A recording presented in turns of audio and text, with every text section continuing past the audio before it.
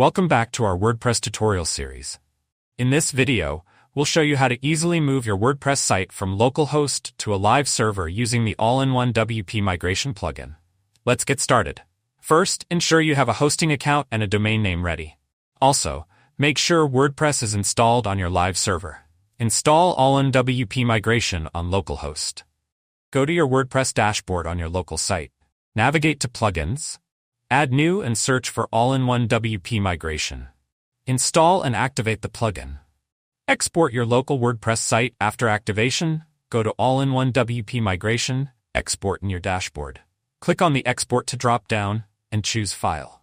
The plugin will create a downloadable file of your site. Save this file to your computer. Install WordPress and the plugin on the live server. Log into your live WordPress site. Install and activate the All-in-One WP Migration plugin, just like you did on localhost. Import your site to the live server. Go to All-in-One WP Migration, Import on your live site.